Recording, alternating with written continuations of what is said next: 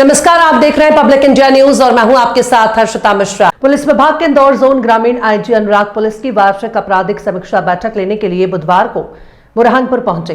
दोपहर 12 बजे police control room पहुंचकर आईजी ने एसपी देवेंद्र पाटीदार से चर्चा करने के साथ आपराधिक समीक्षा बैठक में शामिल होकर थाना स्तर पर लंबित प्रकरणों की जानकारी ली। महिला और बालिका संबंधित गंभीर अपराधों पर फोकस करने, फरार चल रहे आरोपियों को जल्दी गिरफ्तार करने के लिए दिशा निर्देश दिए। आईजी ने कहा कि पुलिस विभाग द्वारा समय समय पर अपराध की समीक्षा की जाती है। बुरहानपुर जिले में अपराध का ग्राफ कम हुआ है, लेकिन पुराने लंबित अपराधों की समीक्षा कर अफसरों को जल्दी निराकरण के निर्देश दिए गए हैं।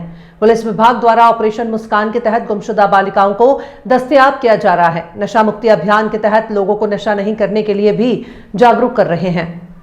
रेट कम करने का क्या टारगेट है और बुरहानपुर जिले का कंट्रीब्यूशन क्या देखते हैं इसमें?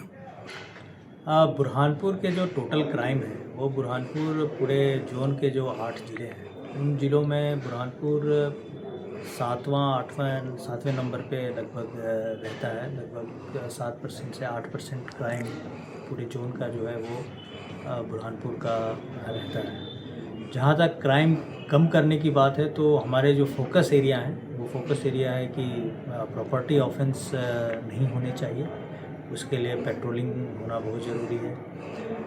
रात शाम के समय जो पैदल गश्त होना चाहिए ताकि पुलिस की विजिबिलिटी बनी रहे सभी जगह। शाम के समय भीड़ भाड़ होती है, मार्केट में काफ़ी भीड़ भाड़ रहती है, तो पुलिस वहाँ विजिबल रहेगी तो बहुत सारी चीज़ें ठीक भी हो जाती है, यातायात का प्रबंधन भी ठीक रहता है।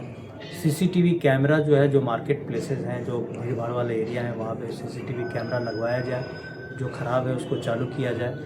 इन सब चीज़ों पे हम लोग विशेष रूप से ध्यान दे रहे हैं। अगर कोई क्राइम होता है, क्योंकि क्राइम तो ख़त्म नहीं हो सकता है, कुछ ना कुछ तो क्राइम होगा, उस पर जो गंभीर क्राइम है उसको चिन्हित करते हैं, सज़ा उनको जल्दी से जल्दी मिले, इन्वेस्टिगेशन कंप्लीट हो, लापरवाही नहीं हो।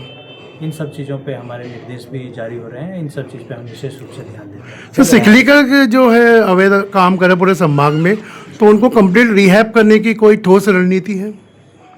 ये अभी वैसी कोई रणनीति नहीं है, लेकिन सिकलीगढ़ के जो अपराधी हैं वो अगर देखा जाए तो पूरे संभाग में मुश्किल से 4 से 5% है। जो सिकलीगढ़ पॉपुलेशन है, जनसंख्या है, उस जनसंख्या में 5% 6% के आसपास ही वो लोग इसमें इन्वॉल्व हैं।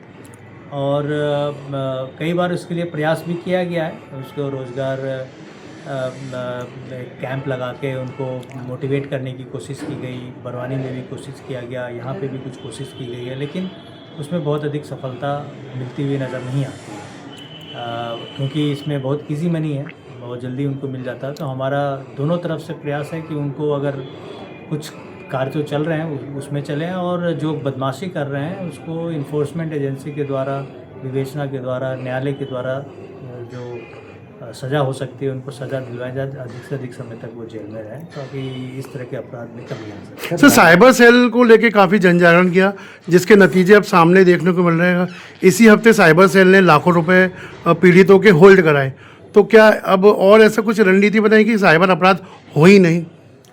साइबर अपराध बिल्कुल नहीं हो ऐसा पॉसिबल लगता नहीं है, क्योंकि ये बॉर्डरलेस क्राइम है, कोई ज़िले के बाउंड्री से सीमित नहीं रहता है। देश के किसी भी कोने में या विदेश से भी इस तरह के अपराध होते हैं। इसमें जन जागरूकता बहुत इम्पॉर्टेंट है, और जन जागरूकता के लिए पुलिस हमेशा पहल करते रहती है। अभी भी साइबर में हम लोगों ने बहुत ज़्यादा जन जागरूकता फैलाई, तो उसमें डिजिटल अरेस्ट जैसे मामले हैं वो बहुत कम हो गए हैं, अभी भी हो रहे हैं लेकिन बहुत कम हो गए हैं। और जो इसकी भी जागरूकता फैलाई कि अगर किसी का राशि फ्रॉड के माध्यम से, ऑनलाइन ट्रांजैक्शन के माध्यम से उनका फ्रॉड हो गया है, तो इमीडिएटली वो पुलिस थाने में पहुँचे। हमारे यहाँ पुलिस थानों में ऐसे 2-3 कांस्टेबल, हेड कांस्टेबल लेवल के जो कर्मचारी हैं उनको हमने ट्रेनिंग दिया है, जो इनको बहुत अच्छी तरह से समझते हैं। जितनी जल्दी आप केस कंप्लेन दर्ज कराओगे उतनी जल्दी हम राशि को होल्ड करा पाएंगे। और ये पिछले 1 साल से हमने इसमें पहल की थी और काफ़ी इसमें अच्छा इंकरेजिंग रिजल्ट भी आए हैं, और इस पर ध्यान देने की जरूरत है। सर, बुरहानपुर की जेल की ज़मीन का कुछ परिवर्तन हुआ है? इसके बारे में मुझे कोई आइडिया नहीं है, जेल तो पुलिस विभाग में नहीं आता है, तो मैं कुछ नहीं बता सकता। Thank you sir.